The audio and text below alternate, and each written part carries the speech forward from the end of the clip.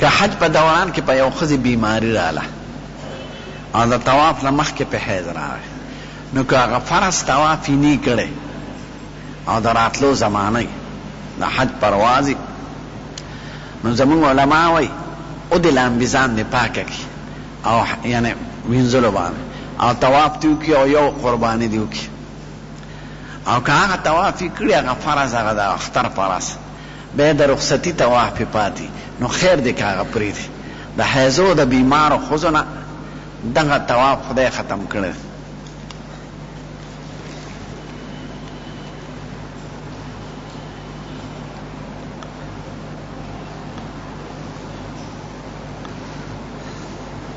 چاوی زمونږ د امام واره چا وجلی و ده دې بدل واغشته، خو بدل کې دوه سړي مړه کړه، هغه دویم سړو معاف کړه، نو ده پسې مونځ کېږي که نه کېږي؟ مونځ ورپسې کېږي چې هغې معاف کړو، نو خیر خبره خلاص شوه. اگر چې دا کار په خپله نه و په کار، بدل اخیستل اجازت هر چاته نشته. دغه نقصان پکې راځي، د یو په ځای به دوه مړه کړي، اصلي سړی به درنه پاتې شي، ورور به یې مړ کړي، پلار به یې مړ کړي، نو په خپله به د دې وجې نه د اسلام قانون او حکومت ضروري دی چې د مظلومانو د ظالمانو د جګړو د شرع مطابق فیصله وکړي. زمون قانون خو د هغه مردارو دی، د انګریزانو. څو ځله ورته وایي ګورې ستاسو په دې قانون جرایم نه ختمېږي، ټول اخبارات د ډاکو د قتلونو نه ډک دي او روزانه کېږي، عدالتونو کې به کیس روان وي، هېڅ نتیجې یې رانهځي، آخر کې معاف شي.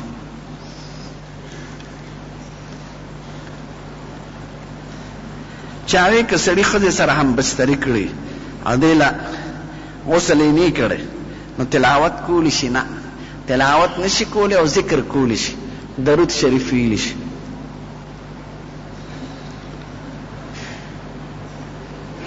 چاوی د خدای تصور به په مانځه کې کوي، د خدای د لویۍ، د خدای د قدرت، د خدای د لوی علم، د خدای د حاضر ناظر چې زما په سر ولاړ دی، د خدای د دې خبرې چې زما د زړه د ارادو، زما د دې مونږ نه خبر دی وویني، او زه چې څه یم د هغې جواب راکوي په الحمدو کې. دغه تصور به کوي. چاوی زما د ښځې امید دې دعا کړه چې خدای پاک د سپومې په شان ښکلی زوی درکړي، خدای د ښکلی انسان په شان درکړي.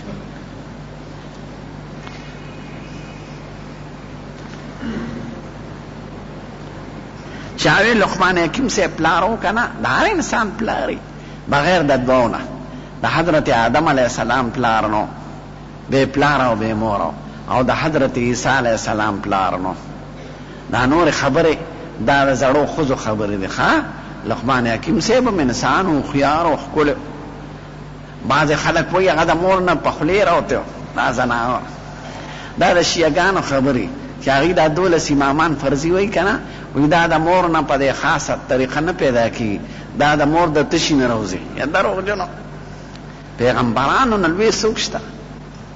ټول د مور نه په طبي نظام پیدا کېږي چې کوم خدای نظام پیدا کړی، دې کې څه بده خبره خو نشته. نو بغیر د آدم علیه السلام او بغیر د عیسی علیه السلام نه ټولو خلکو پلار او مور وي.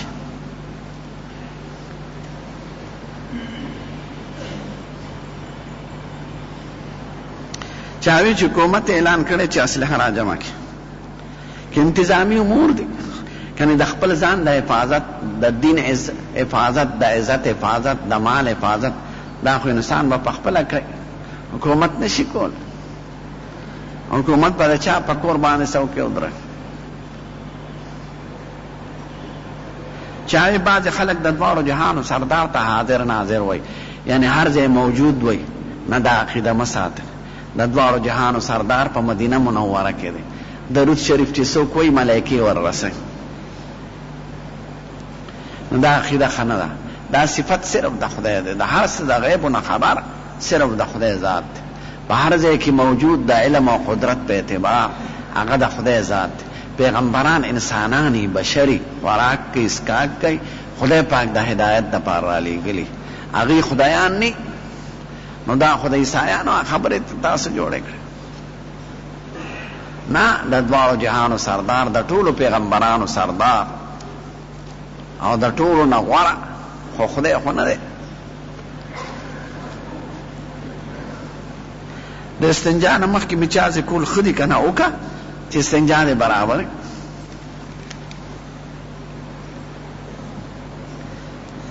چاوی د بنی آدم په بدن ویښتې څومره لرکولی پکار دی چې کوم تا ته ضرر رسوي یا لرکولی غواړی لرې که څه پابندي شریعت نه ده کړی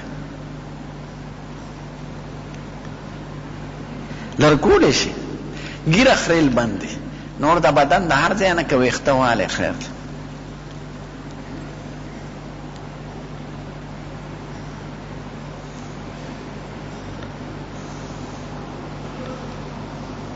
چاوی که د یو ښځې دوه زامن پیدا شي دواړه ملی تړلي یو بل سره او یو مړ شي بل جمدی شي بل هم مړ شي جنازه دا فرضي خبرې دي دا شوي دي چېرته که شوي دواړه مړه شوي جنازه به په یو ځل وکړه د ډېرو مړو جنازه په یو ځل کېږي نو د دوه ولې نه کېږي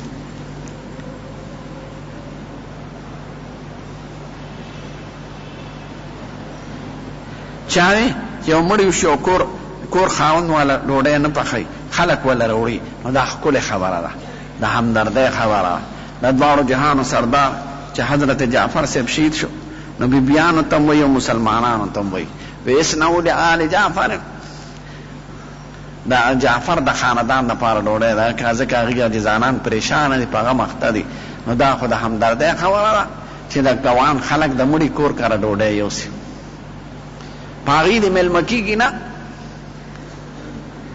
مړي اوري که نه اوري مونږ ته لا نه یو خبر خو د دواړو جهانو سردار د وینا نه معلومیږي چې اوري باقي تفصیل څنګه اوري څنګه نه اوري د دې مونږ ته معلومات نشته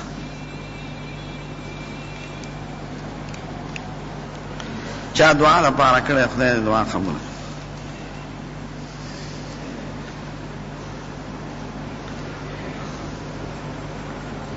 دا چې څه سوال کړی د ټلیفون په باره کې چې یو به ولګي یو بل ته وایي داسې به کوې